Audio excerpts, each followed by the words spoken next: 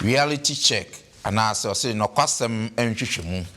abusiafo quarter foforo akɔ asan abɛto yɛmbion bosome mako miɛnsa ɛna akwa aba abra yɛhyɛ 2026 na ase no yɛde nwoma baako anaasɛ dwumadie adesua baako de aba na wieyɛ last quarter na afei yɛne wo esua sɛ yɛka ɔsoro ne asase abom Kristo na afei Filipifo nwoma na afei Kolosifo nwoma na de aba na wieyɛ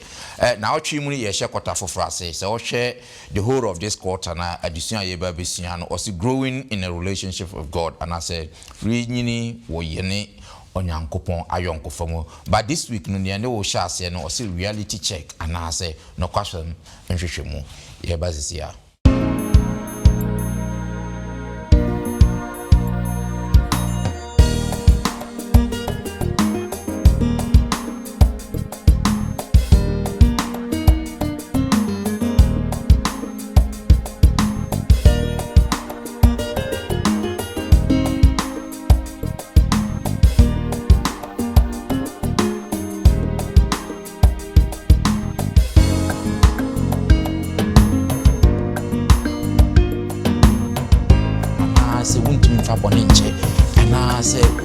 Brano and what do you listen in a crack? Yeah, there may be so quite a busy. Or basic papa and quite a busiano. Or quite the cabba between him. Any only says, I am truly. My young so you have trouble, John or toilet. Debbie or so effort. Nesso and Swabba. What's the year by it here? What 3 and 4? See a turn in Jay, Chicago. Abusiafo mande hye adofo no mo amutie ni mo amohwen yede enchia sonko nam agenkwapa Yesu Kristo so ade mamu nyinara saranso na ye mama kwa abasonko kwanso na afi yede aseda sonko nso ade amamu se de berada mode mafidie ede to London Ghana Menda kwanfo Sabbath school na afi chose mu empensem mu se na medi kanka ye hye kwata foforo ase kra nimdie foforo aba sa na ye benya nyansa foforo na afi nchechemu foforo kra manya aboafo kukudam bi ha omo babeboa na ne omo ahye sa akota ase na ansa no babe yi omo akyerem no mienkuti enyumu emfiri kwa afo homra sesia.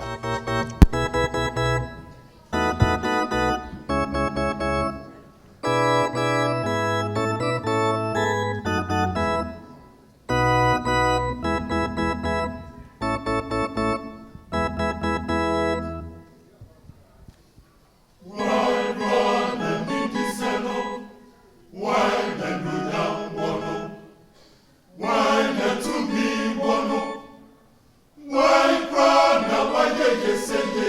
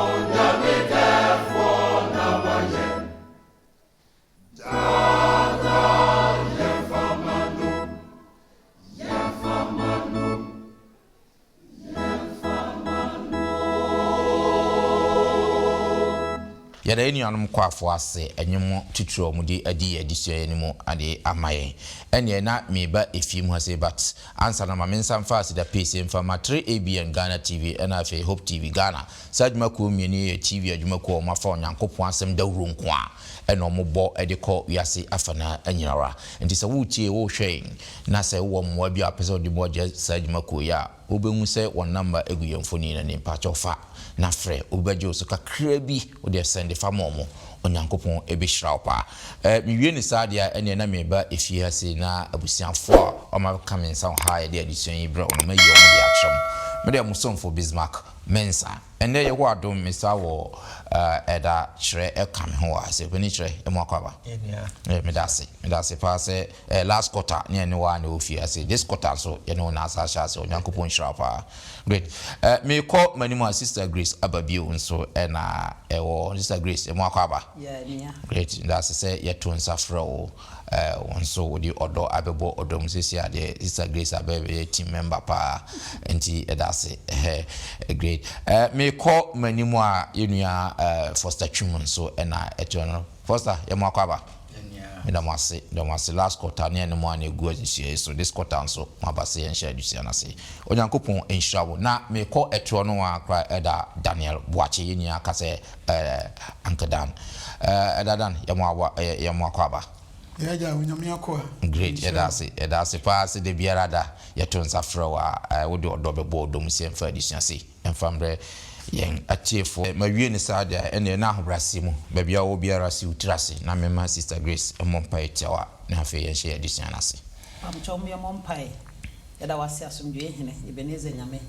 da ona madom so dia bedroni emre du se ye bie wasemu we nyansabo akwanyame ma yosuru nyansa osuru nimdie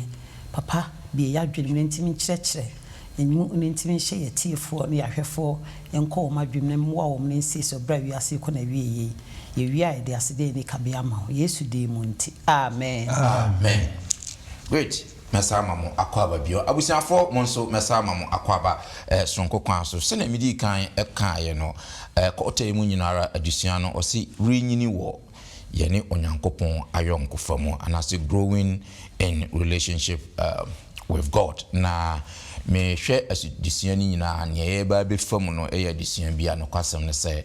ebeboa ye mpa ye se ye wo memenda kwantwefo mu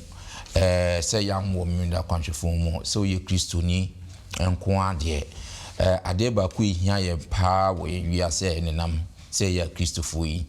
ene se ye behwe ye ne onyankopon nkita hudie anasa yonkofo a eda ye nyankopon emu se ye behye mu kina na emu atimi ayeden pa ebia na minim babia wo anasa onyamsem babia kwa kuduru de ebia na nyankopon krompo ni picture na wo hwe na enye clear papa adisia ni tuefo se ye mompae na afi de biara danso yese ne be betimi hu nyankopon ye anasa ebia na wo ne nyankopon devotional life no enhye dan koye papa adisia no etu ye mfo se ye mompae na afi yensia trosem anasa bibi wo ho a wo dwene ho a ema wo ne onyankopon ntam entimi nye papa ebia wuni ahoma ebia ya maso anase wuntimi mbre wo ase anase eniema bi wo wiase a etwe san anase wuntimi mfa bone nche anase nyankopon mbra no eni wadwene mu ye wo kesene ne kakra sanema we ye eniema bebre ho a etwe ye san ntimi ma ye ne onyankopon ayonkofa no ntimi enhye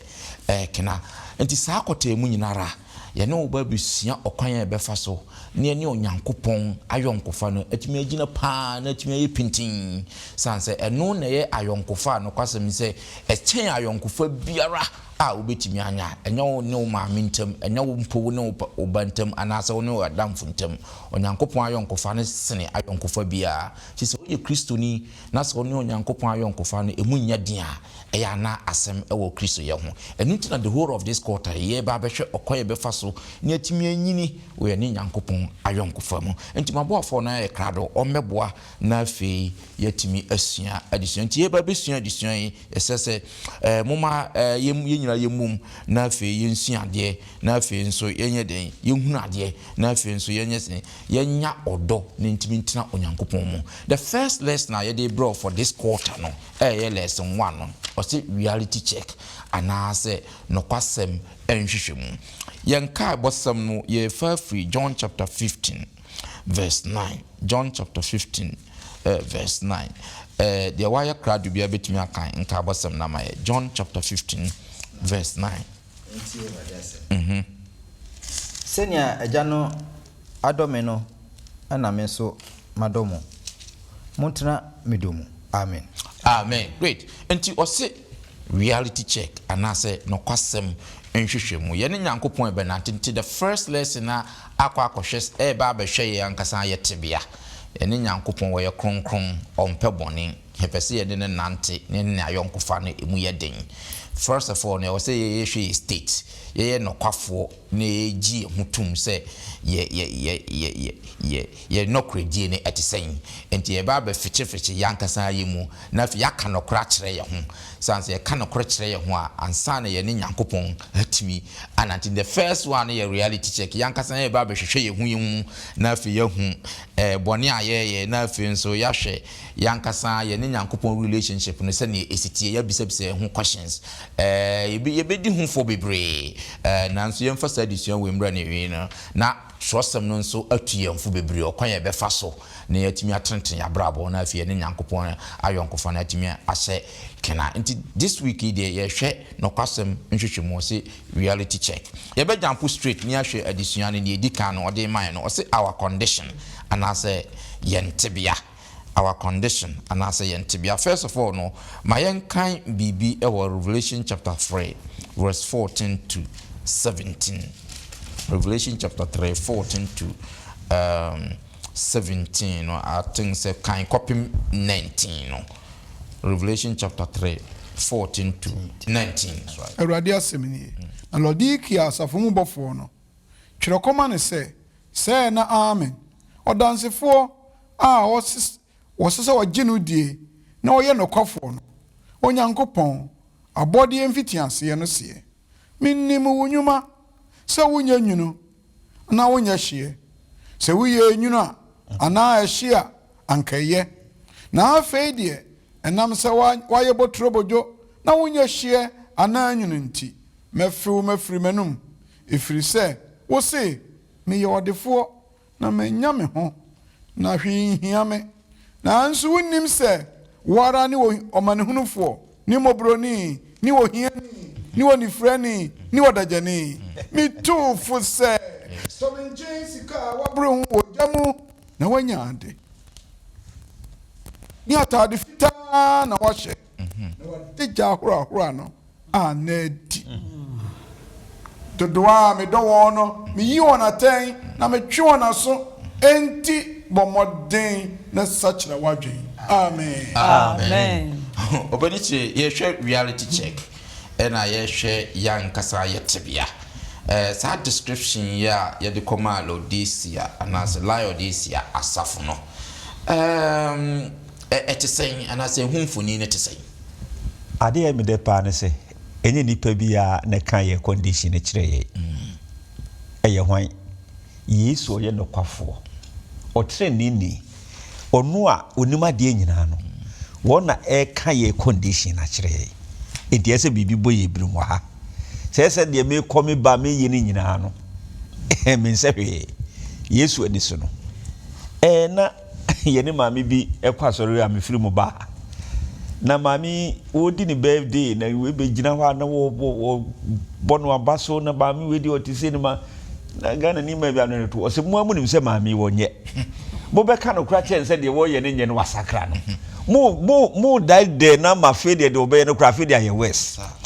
And inti the Tiamidika can say yes, Christo no ankasa, and an India condition, and in the name it. If se me kwa me ben, I mean him said him city. I do not them Timukura minim. Na yes, Christo no person ye and quano. One what can ye condition a decatch ye ewo Ladesia as a 4 day ye name remas of we at to Ladesia hono. What's it meaning monumo? Dear Muyan minim. Monum 20 day no minim. mo be gina ha na mo preach a minim empai tenten a mo bo minim mo nyuma me ye ni nyina minim nene na beje mo ana mo asa gina ho akase ye de ye yadefo ye wo bibia ye wo sika aha no kan na ma mienu so de ye yadefo no tutu ho a wo ka honam mu niema ene honhom mu niema honhom mu niema na etosin we may be rich in the physical world nanso honhom mu no say ne yenyina duro so yetosin na ase ye konkai na eye me ya de den say Jesus Christ kan dem bo say botrobojo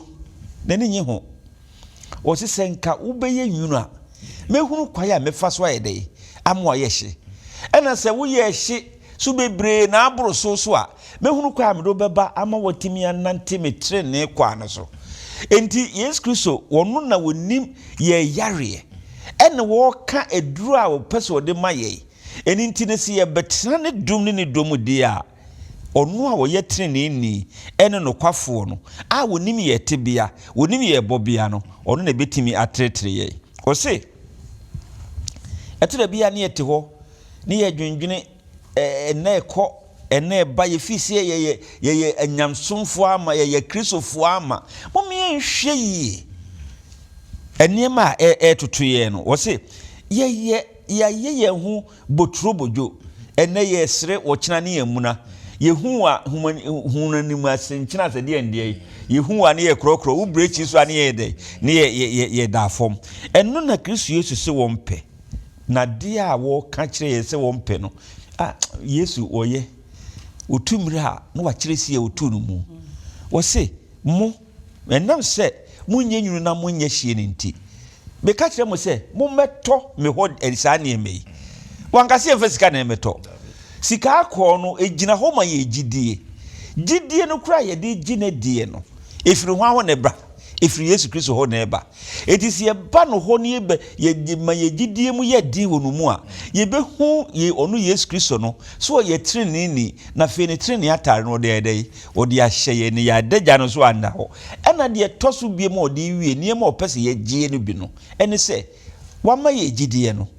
na wosi yensa magine trene atare no wasama ye ni a ye de be dey ye de be kenka na sem ne ya ye hunu se de onu awurade sitie enei ye ba ha de ye to Sabbath school ye to bibles ye de ye ko fie kra ye nkai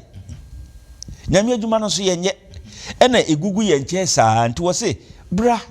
memma ho eni eduro na wodi aka masem no trosem no efrititi mrem atete edikanfo mo ma baye enipa ne Yesu omo niema no ye nchiri ma lukewarm church no ye mra ne mesua enti niema miensa Yesu Kristo di ma ye eyade ese hwene gidie eye gold what's bra me chebe edebe na betim de akoto gold wodi ska na akoto gold enti wose ye mra ne me exchange ye botru bujo no ewo gidie amapa gidie takashia ye betim ne nanante na ye afei ye ne namwa ne trene atare no na se ye ko pam go na de ahye yo na mpendodo a ye di na chi ne ne nam no na bone nyuma ne nyina ato ye dei ko afei be hu se ye nam trene kwa no so de trene atare ne ye dei hye ye na de abro so kran se mama mo wura mfidie me ka kire mo no monsua de matura to ho no na die be ne be me yesua atimi atisa na me yase en wo kan wo di sem etimi ensan chemudun otwini enchemudun otwini dun kro no the Revelation 3:8 to 18 to 19 my chair there's two for set to me change car wabre hu wo jamu na wanya ade ni atade fita na wahye na wadagya ahora na edi ni ani duru a wo de besra wani na wahuna ate dunkro ne se dodo a me do won no me yi won atan na me twe won aso enti bomoden na sachira wadwen bomoden na sachira wadwen enti ade hadi suande opeso chense o si Yesu Kristo ne chese de ne je se obe maye sa ne ma nyina yankoto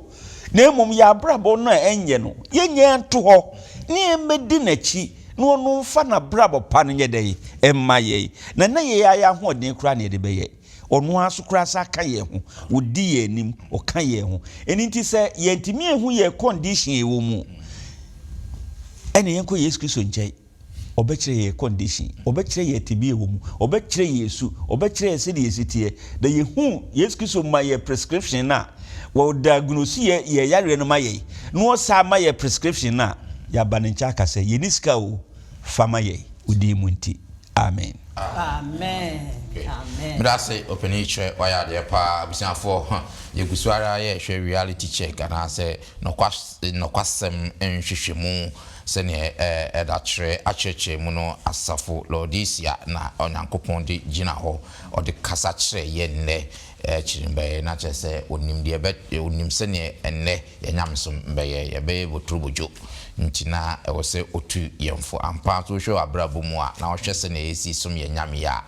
boturubojo ampa ntina sa asem we ye nana o kache nti sa wote sa asem we ana de na ewose oye nti ebekọ ye ninu afi ahwe ne no nso ewo ho no say rebuke repent and reward and as a 10 year adwensachra ene afi akitua yen sha se na afi yemhwe Revelation chapter 3 verse 20 na yenhwe promise bi ewo ho no mo na yenhwe se ne 10 year adwensachra ene akitua se ne ekobomu Revelation chapter 3 20 no yenhwe de ewo ho enti radiase asehwe mugina pon achi me bom so we beti me ne na wahini opon na mehyen mu maba ne nkyɛn na me ne no abedidi na ono so ne me adidi amen amen ndi sister guys atinto owie we na no de we no to aso se dodo a me don no me yi won aten no owie a no de hwe me gina pronani me gina eponachi ebom no obebiem no great sister grace yen hwe eno nso atenye adwensachra ni akitua no ho asem te yo near Bismarck nyame nhyira wo atifo pamocho okase atenye adwensakra eni akatua me fan se Yesu pese o yi atensi ensesam fi akwambone ho ena onim se yenya adwensakra na yenya akatua pa ai da se akatua ne be papa ana se be bone me nuanom ye ne ye mate hoi se wo ba ye bibi na bia wo ko school na so ye ho ko school ne ja ayonkofo ya do ho abowom ensi oye ti ye ho ko school ne suade ne timi be ni pakese na wo tu ba ne fo na se wo ba na ntia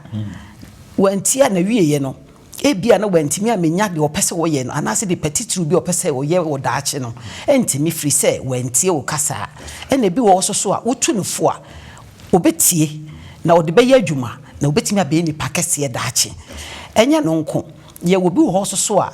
ye awalefo wo hoyi anase ye mfa ye mane bi nka ho ebi oyo abaya wasiso wo ne ngodi mprewa agro bi ense emfata betimi de mprewa nyinsa ya bre no na bia wotu no fo se bia semesi ja agro ya wudie no wanhwe ya de mprewa nyinsa be brewo ama wosuku na wo kono daachi ntimi mam wo beka obo ho a wo beka ka wontie ti chese wo yi na ten ena wo pese wo sakra na dwen no nya akatua papa e la yi no no enti wo ye na wo ka kire ne so wanti a obetimi aba be fa nyinsen na ma ne daachi ntimi amam ye no ya akatua e de bebre no da na yi no ena wo ka so ne so woti a daachi so obetimi nya ba bia gina ma wo so a wo no wo be ya proud say me be wa pagya manim enti ne kire say de nya me ka kire no ena afa so obi wo so a wo ne ukunu ana wo yire nete bia be me pese okoje besia wo be si papa enkoje besia no ukoje e de ka be ba beto yanim e be ma ya brabo nyina bia be basa nti mesrewo e be kokon na e be koka na ye ntimi nku enkoka no nwie enti jai de wo ye enkoje besia na bia be ma na fachire wa koje besia no wo kina na akofa kakesia beto abusuan so a moko enko e ma abusuan no anigye no akatua be ba ne se e be ma abusuan mo anigye ntimi nwie peye enti de me kan se emfato ho amde ato hu no abrantie bi so okrom ha ya e na osi so wo ye nkura bone nsam mamu ani ade ne ma me kasa kire no tie wontie o to nuro bone wo chese ne ma basa na abrantie wo no nom nsa de be yanse okoyi ade na echi ni kotu mu okoda mu no afedu wanu no ho se ma hu ya ka etu me funka metie wo ba ye no ne namfo no omusi so nyina no abrabo akọ nanim ba ono de oda so wode ote enti ono de aye mfeto ho wode tu nkrofofo mamu ano masi so ne maaya ne se muntie ma wofo asem se ba wofo tumfo amuntie kire se mantu ye tumfo no mantie na mantie amfa amobra akatue beba na enye papa monhwe me na munsua me se mantie me maame ne me papa asem hwe ne makowie prison me bae me nya adwuma nye masetan e basa me mfefo ni nyina kọ manim enti do ka ne se wodi tu nkrofofo se ye no ntini omo nsakra omadwen menua se ye de ba ye yankase yasetena mu a ye namfo krampo bi wo ho a wo ne namfo bi wo no omo nante a obetimi atuofo wanti a fi se penifo se de wo twasa no onim se na chiachia anase na ni de chinti a enti so obi yi watan a yiro ho se obesakra wadwen na watimi anya akatua pa enya akatua bone enti bibia ye bia na ye make sure fi se bi si ewo ohene Saul mre so eme se Samuel koyi naten ahodo bebrebe osene ne kon de twato mpone se wosa ko ba bia ye frien saman ema nyame ka se mempede wuye okoye sa edini wo bai wanti afutuo ye sa de ba ohene soso ye frien se David soso a o ma Nathan koyi naten ebra one Bathsheba kodae no say David die wo gitumu e bompa ye tro Psalm 51 ka chese urade mesiro hu me mobo ne fa me bone cheme enti se wo ye bibi na se ye tufu na se wanti a ai da sa katua papa na beba ana sa katua bone na beba ena ne ye beko ba bia wo ka se me gina wo pono na chi ena wo so wo bom menua Yesu bom me no mienu nyina ye pe Onyankopɔ bɔ ye pono mu se ye nsakra o ka se wo bɔ wo pono mu a kire se wo suban bi ne ye bi abrabɔ bi wo wo ho a enye wo so ujai se be ya obenya kwa betena koma ne adwene mu because nyame mpefin ba bia fin obi ani ho nyame pe ti ye nhwe se watu yefo ye betimi atie se be ya nyame betimi abehya koma ne mu na obetimi ne yen ato nsadidie onyame se so ye kromfo o si ja kro no so wo badwama o si ja adwaman no wo pensem keka konkon so o si jai wo ye nantintwitwa o si jai ene ma bia yi ho tena jai ye wo suban basabasa bi wo ya brabo mu a se ye nyaya ebe ye din se Yesu ba ye betimi ne nato nsadidi anaso wo boye koma pono so no e wo se etimi bie obie ni etimi behyiamu menua de kan so onyame sese anya sa ye be na se ye botro bojo se da e da kan no wo se nya se obefia afenanum onyame mpe botro bojo nyame som opese ye nye pepepe ye ne ensum ne ye se be ya obe ba ye betimi anya nkwa e me sa brantie bia no so wo hwa na ne na ba akotwa ne na ba akotwa no na enso no office na brabo nyina wonu so akwasi wonu se na leader so nyina asa na efe do ye na dwen se nkrofo osua bicycle ka omo ka bicycle nso besua de na ba akope no odi besua bicycle ka abrantie tibi sua bicycle ka mo ko competition emo no wo mo a omo na mienu nyina wo ho no ko yeye otimi ko di first yakoba ase de ne kwa America okwa America na George Bush that time Bush o mampanyi Bush na oso ene wo ka se akoba abema be na ne na ba akope watimi di akọ bicycle wa Africa wa di face na mpese me ni didi afi de otimi baba ne papa ne bedidi ye ema ne nana atwa na reho nyina ne refie fi so konya akatua papa se na nko nsem fata so ne George Bush ebedidi na enso so nam se nyame pagya ne du sa brempo ma adwane so ntino otimi George Bush ebedidi ye da me kan so Onyankopɔn se ye bobra pa da se sakra ya dwea ne se ye hypocrite sa ne ma nyina fi abrabo mu a wo se wo ne yen beto nsa didi so wo pro no se ye bie no a wo ne yen obe prepare yen ya ko New Jerusalem wo ne yen nyina beto nsa didi a ye remfi ye be fi hawo ya mane ye dadwe ene ye kwada na bi menu ya wotie me asole ye kro ye be me asole ye kwa na tight ye twa ye be me na ye kwa empa ye bo ye be me na ye kwa na anase ye soso ye se ebia se ye pese ye sufre nyame an ye bompa ye se ye pese ye bibi nyame hu ye maba ehia yen a ene ye kan ye Bible ehia yen a ne ye fasina na onyame se ogina ye tuma pronso wo bom ti ye nya ready se be ye bre nyina anye kwa wotima be fire kodi da hensa da menua heaven be ye de enti piri ne kobi na me so me piri kobi me se Yesu pia ye nyina akohia ne akoto Mose ene oguama de hodwom awrade nhyiraw so be je de yetene le Kristo ba be fire nyina kodi da hensa da wo Yesu Kristo de mu nti amen Sister Grace why are there for Yakofo Enshira Foster nkaka me dey for the news say obatan adowa anu otufo na so obi infant so obi adowa anu otufo adom pe wasem no wo ye bibi kra na nya obeyi nani na wo hwe wa ma wase we na Kristo editutu ho ase de my sister yakan Kristo peyasem nti nia yekom no reality check na o check ye no ohun yen say tibia ne omu enye nti na oboye pon chi say yamra obonsam ehun yen say e wakatua papa bi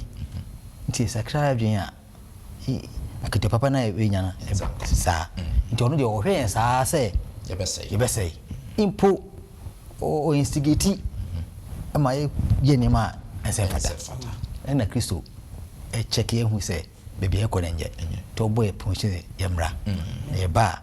binya ko te papa great medamase ti abusafo se ne ye hwe no reality check no ubon say ye bobon ne ma bebre so a ebia na wo sa tibia mu no wo so nya hu say wo sa tibia ni mu a you repent ya then reward no will be positive.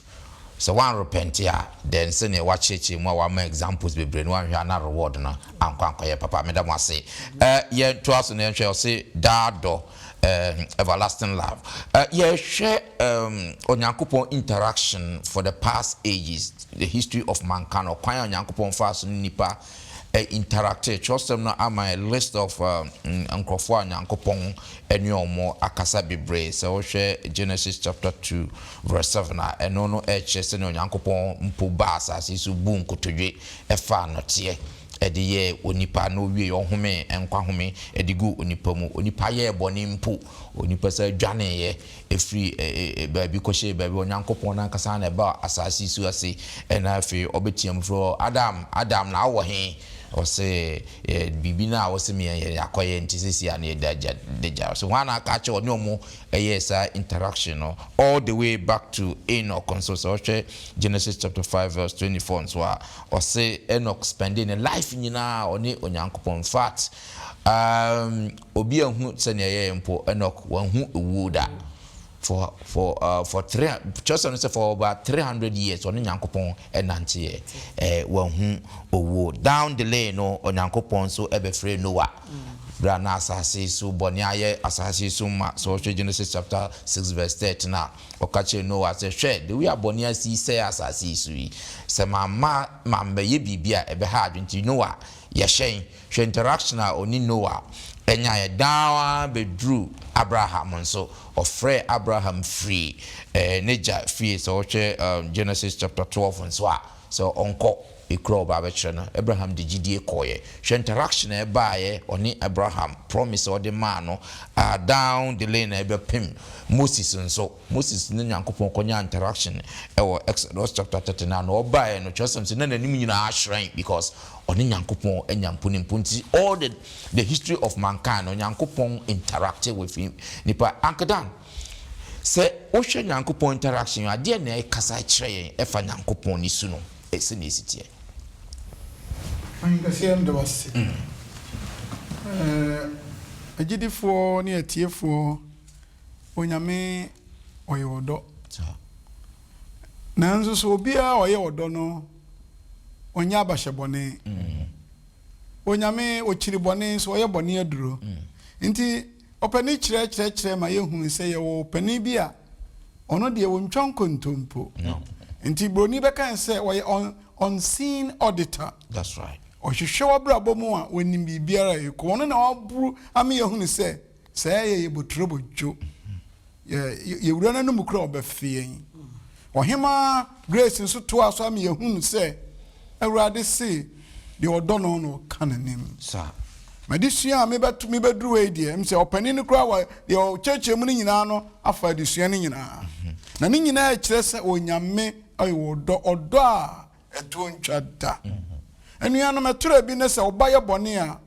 na ye de ne kotu prison kra tura bi na ye wode ye de na kosti amamme etura bi no okoba na onya adwuma nya se na onya Grace ka no a na obu otwea enu nti na wa ye sa na wa ntie masem etura bi ne ye nua bi confirm so mu a na ye se ne mfom nso nti ba onyame a obo soro ni asase no onte saa nti adesua etoso miensa no be kire se onyame wo daado a wode be do ye ne bonyefo ye ne o me yehunu se se ye ntwehwe na ye nso ye botrobo jono odoye na odono ena wo frey se ye mra ne emagi saa odono ebi Yesu kan e wa disem trimiensa chemu aduonu baako ne sɛ yɛ haw ne nyinaa ne yɛ bɔne ne nyinaa ne yɛ bɛtoro bɔdwo ne nyinaa no yɛbɛtumi yɛdi so nkonim nti wɔ sɛ ɔde ɔdi nkonim no sɛdeɛ me nso madi nkonim no wobɛnya nkwa abotire Yesu di nkonim nyɛ sɛ bi ɔno yɛ bɔne na ɔdi nkonim na mmom ɔba bɛwui ɛdidi bɔne so nkonim maame ne omienu nti ɔno se yɛbɛtumi ayɛ dɛn adi nkonim me nua wotie me sɛdeɛ yɛsi ayɛ bɔne akɔduro biara sɛdeɛ yɛbɛtoro bɔdwo na si akɔduro biara sɛ onyame se wafie kora afiri n'anim aba Yesu Kristo se ɛnka akyi ɛnɛ ne ɔdom bere yɛba ne nkyɛn a ɔbɛgye yɛn na saa afrɛ yi no na anuanom bi gye so a na elder ɛbobɔ ɔmo nyinaa din onyame frɛ Yesu frɛ ɔmo sɛ mommra sɛdeɛ mo bɔne te sɛ damrama mpo a mɛmɛ na ahoa sɛ sukyerɛma me mogyaa no nti anuanom ampa yɛ ne bɔnyɛfoɔ yɛgye tom mom yɛnyɛ ayɛsɛm wɔ ho nanso yɛba Yesu se ɔyɛ krado sɛ ɔbɛyɛ dɛn ɔbɛgye nipa bebree enya saa invitation na ɔmo kɔ Yesu nkyɛn na onyame na ɔmo nante na ɔmo suba no sesan ɛyɛ brɛ mu saa na ɔtoma me no mienu why bia na ɔgya nyamsom bia na onyamsom ayɛ boturo bodwo ebia na sɛ wo kɔ asɛ wo nkɔ bia oni nyame kora ni ayɔnkofa bia wo sra asɔrefoɔ kora ɔmo kɔ awurade still ɔdɔw ɛno nti bra why ɛno nti wohwɛ a wɔsi ɔbɔ nipa no sɛdeɛ elder kaeɛ no onyame no atumfoɔ no ɛkotoe de n'ano tie onipa no home ase kyerɛ ne sɛ ɔdɔ kɛse a ɛni kabea anna wɔde ama nipa ɔdɔ yɛ firi mfitiaseɛ na wotoa so a wɔde yɛ kɔe Genesis chapter 3 verse 8 to 10 hɔ no sɛnea onyankopɔn a wɔyɛ mmɔborɔhufoɔ na wɔpɔ ɔse tie no wɔsi ɔbaeɛ na Adam ne Eve dwane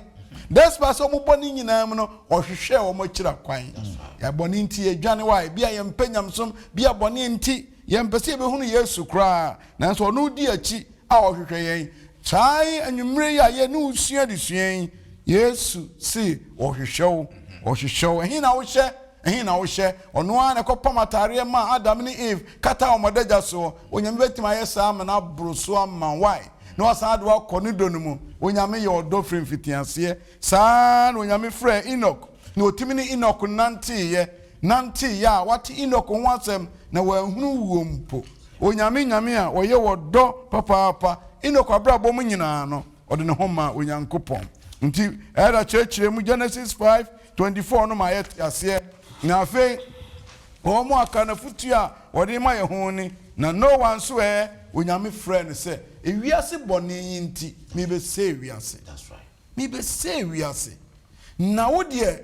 wotie me asɛm a mɛyi ahintasɛm adi ayɛ dɛn akyerɛ wo sɛdeɛ onyame tumi ma no nya deɛ ɛbɛba no saa na onyame nam asɛm a yɛrekan so ne yɛde sua yi kyerɛ wo sɛ kakraa bi na ewiase kɔ na wieyɛ awurade se twe wo ho firi mu bra ne nkyɛn ne wae na ɛbɛfa Yesu te sɛ de Noah adaka no ɛteɛ no bewura mu na abenya dankwa menua twentwɛn wo naase ma biribiara haw biribi nti wagya asɔre kora sabra biribi nti wogidi asa sabra onyame hwehwɛ wo sɛde ɔyɛ Enoch no na ɔyina hintasɛm kyerɛ no ɛna anwummere yi na anɔpa yi baabi a wo biara sɛdeɛ dɛ ne tie biara onyame yi na hintasɛm akyerɛ wo ne twa toɔ koraa wɔde ma yɛn ne yɛhunu sɛ onyame ne nipa anante na wɔn agye ne soɔ sɛ ɔmmra na ɔbɛsesa wɔn no ne nyinaa kɔɔ so onyame frɛ Abraham na Abraham sɔre edi n'akyi ɛnɛ onyame frɛ wo sɛ baabi a woteɛ w'abusua mu ewiase mu a woteɛ no baabi a woteɛ wo hunu sɛ nokora ni hɔ no firi mu fi wae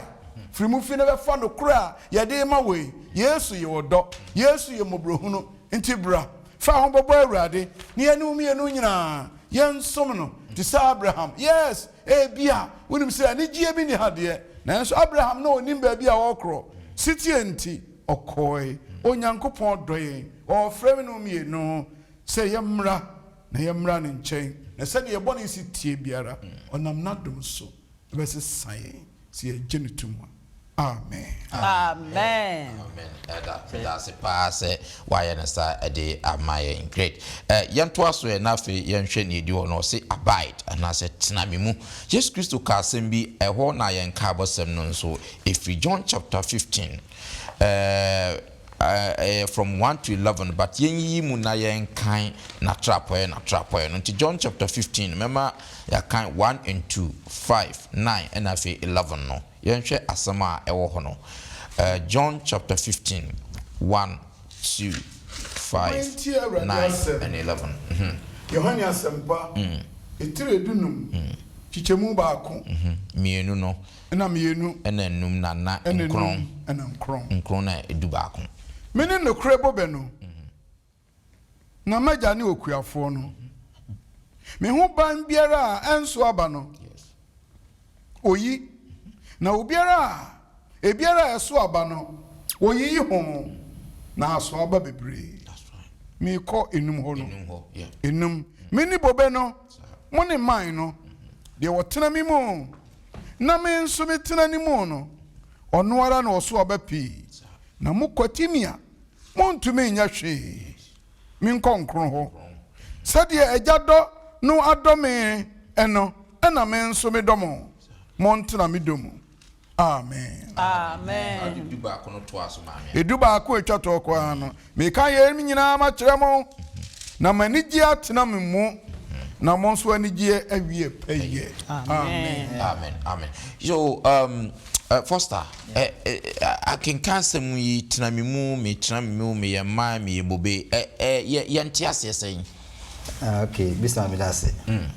So reality check na you so. Yeah, reality check na no question you want no question na shim. Ohia is in order. That's right. Or can say we say unye into no bra. Sir. Into where you attend na o sakra adwunya. Yes. Akatua bi wo ho ma. Sir. Na che say osefo bi so e bata ho a. Opese osewo. Nti obomodin se obetwon. Na o sakra akatua ho. Sir. Na o say enu nti tramimu. That's right. Nti we de akuafo ana asori wa asisi a. That's right. Nti omo free upper room ho ba na otu omofo ehye omunkran se mam kuma ntutu ni ade no. Ana obu ebewe ma om. Se meja ne okuafo no. Nti yes nyankopon ankasa enu okuafo no. Ana odua Yesu Kristo wasase so. Ordinary brain. Ana odua no. Nti Yesu Kristo ene the vine no. So nti o fifi e wasase nyina aso. Because nyankopon apete no o wiase. Sir. Nti o fifi ana obeso aba. Aba na obeso no eme no mienu. Sir. Nti se branches no ya timi anye branches papa na se wa fi no ho a ebewu ana o kan wase won se mo trami mu. Ene branches no nti no nyame ede Yesu Kristo abrɛn sɛ deɛ edi kanka no. Dua no yehu Yesu Kristo yɛn ana yehu because ya so aba. Sir. Yɛn fa sɛ aduaba bɛn mpokra ne mfa mango. Ɛso a hu amango no but won hwɛ root no ɛne stem kra hu. Won hwɛ. Nti wo hwɛ sɛ deɛ aso na igura na hwɛn agu na so attractive. Sir. Ama ko dibi. Sir. Na ebi wo na se branches no enso a bon se okuani no oprunu na wa shape no na aye fine se de be ya ebetimi aso yie Sanity. but so ewu a opan fi ho sa no da tutu yie ni pa ho root no Yesu Kristo ana o fifi ana o se entren mu no branches no ye enti yeso aba dua no eso amango Sir. ni akotie di yeso den as Christians then yeso Sir. ya ba ne say Ya ba ben yeso. ya ba ne say ye ko out a ye kasa ya tadi shim ye ne ye abrabo papa bebo ene behwe ama obi so aden aba bi say den ene we mu ti a etimi esa ne mawe Sanity. san say abrabo bi wo ho a enye so ta say Sir. eno ana ode fig tree no so example say de bi wo ho a eso efe na so enso aba ana Yesu Kristo edome say diaba no sha ene ni motobo jona na okan masem no enu ti esese yeso aba Yesu Kristo no ano se yentrane mu se yantrane mu a intimi so aba da enu ana okan ho asem ti adofo no yaba yeso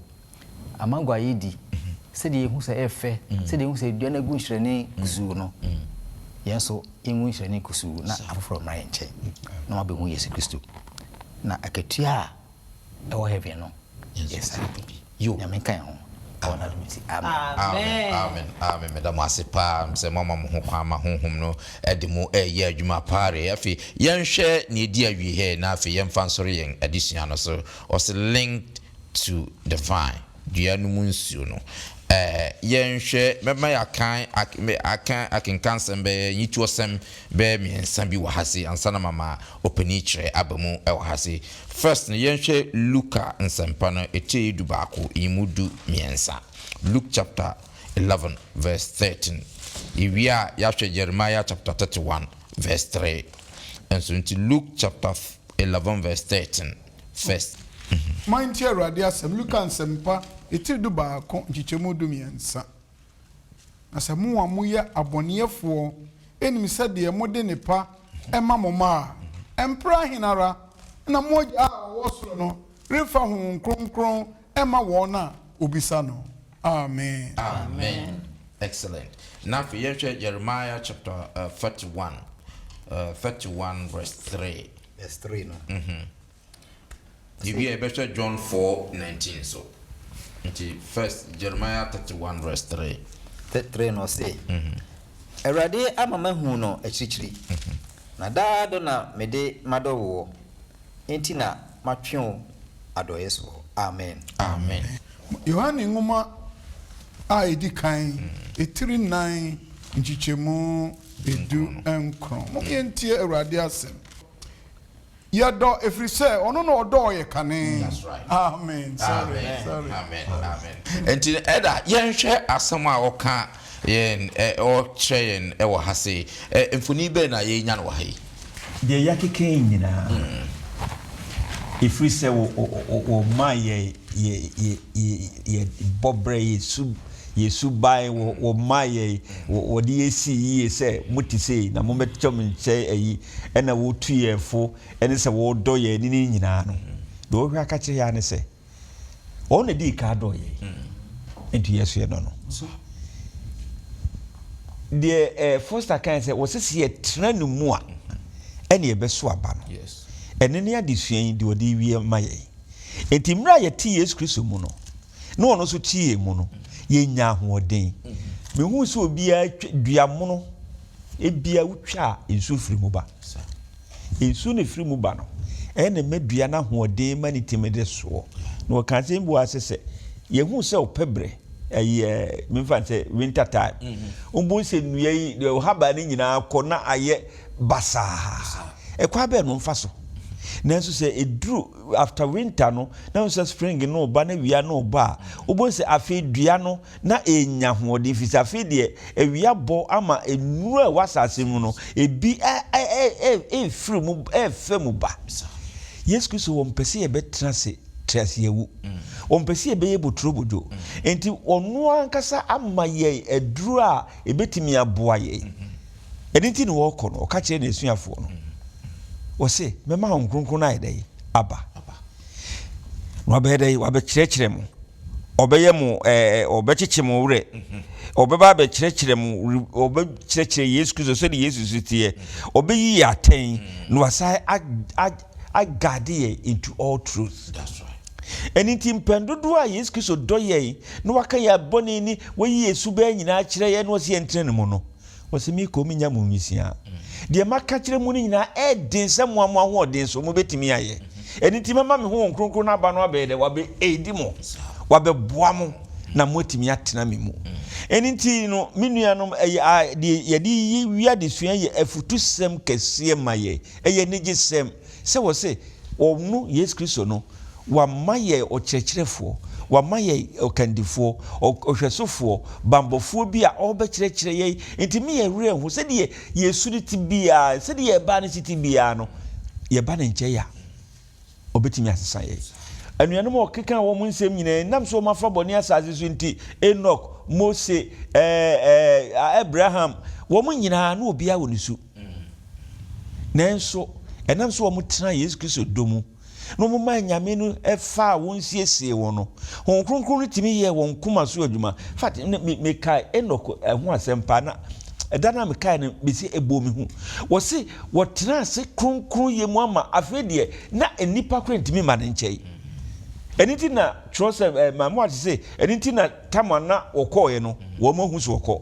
fi se ne ntimi enipa ntimi ma ne nkyei nti wo so okọ tena ewura mu baabi ti wo mani ba ye hu so no okọ dadaada menumi ni yetre ne betimi etesa Yesu Kristo hye ye bose se ye ba ne nkyei a obami asoaba abaye beso ne ye ahode ne yetumi na emom hon kronkron no a wotie mu no a omma ye honhom aduro omma ye nsuo no a ema adua ne timi so aba no eno ene betimi ame aye etinse enemo de toto ha ma ye ne nyina no eye futusem se me empa ba yes wa kan ye wa ma reality check no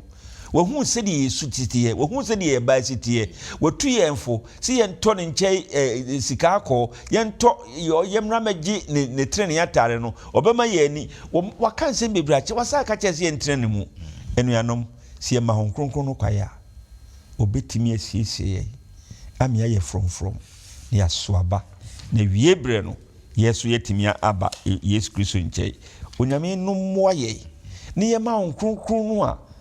Yesu Kristo dinama ye no on nese ye betietie mu he hon kronkron pedede wo ye na dwuma boko na wodi ade wodi awie na dwuma tie ma hon kronkron no kwai no metra ya akoma mu ene ya adwene mu no on sakra Yesu se de David to no nwum no sesame awurade create me a new heart. That's right. Never hon kronkron foforo ade ehye me mu oma onyame ensiesie ye wonu ana me reality check no wonu nim ye yare en wo sama ya no oduro onyame no mwaye ne dimu nti amen amen am say yedi siano ebesi ahase abusiafo mwaya de pa kotai ye hyase that's the first lesson of the quarter nti we de abase kra na yede hyase kotai mu nyina se na meka ye no ye hwe okwan befa so ye benyini wo ye ni onyankopon ayonkofa mu sanse no ya ayonkofa a echen ayonkofa nyinara se ni nyankopon ayonkofa no emu ye kena ye ni efie ye busia ye mma ye namfofo asafo mma ye nyina ye nkofa no ebeye kama pa enti wadi kan acheche wa ma ya hwe ya brabo mu no acheche ya brabo won se botrobojo ye nkanokre ye sei na fi ache se woyi yaten ye nya adwensachra se nya adwensachra ogina pronati obo obebie na fe ye ne ato ensadidi ene wa che se ne dono so everlasting wa che nipa kuoku a ono omunya interaction po ye boni achi ono na se free so ene wo pamatade e de she eye ena fe so wode yakọ ama yakọ ya babe hu se ya repent na se ya nya adwensachra ne ya ba otamfo bonsa no wo ba bi ono so tete se obetwen se saade aye ntina ne mu se ne ebe ya otamfo bonsa no entimi ena afen so okokora mpo nam so odo ye ntino ode honkonko na side edi ajaye se ye pe bibia ye nkonsoto honkonko no obeba o se ye mpokura yitirimu odin no obasu osu no o how bibria tofe no ohwehwe no obeto ama no nyankopon ene esufre ne se o ma ye honkonko no mfama ya na entino wa my Sunday man next week no ye ba behwe o se wo behunu onyankopon to know God afi nyame na ye ne be nante ye behunu ye cause nipa bebre wa adwenchia e fa nyankopon ho next week no ye behwe na ye hu nyankopon ne character ne su no se ne esitie na eno nso atu ye mfo bebre onyankopon hira mo se mo fidie mo de to ha se ne mo ye sa adisa da sande ye no ebesa hyanti ahobrase bebia obia no siutra se na dadan Israel kra nyame kwankyerefo nyame kyerɛkyerɛfo ɔdɔfo nyame bɔnefakyɛ nyame ha ofiri tete na ɔdɔ wo ma yɛde waze sɛ nnɛ wayi wo dɔ adi akyerɛ yɛn wama yɛ hunu sɛdeɛ esitie na wode ewu kyiri bɔne nso yɛ bɔne aduro yɛ bɔne nyinaa mu na wofrɛ sɛ yɛ mmra ɔpɛ no ɛwɔ yɛ hɔ na wɔyɔ no deɛ ɛwɔ wo hɔ yɛsrɛ me yɛmfeɛ pɛma why sɛdeɛ Enoch nom yɛɛyɛ sɛdeɛ Abraham yɛɛyɛ sɛdeɛ wɔn mu edi ɛkan no nyinaa deɛ ho ma wɔ na si wɔn yie no yɛn nso awie yɛ bere mu boa yɛn saa wɔ Yesu Kristo din mu nti amen. Amen.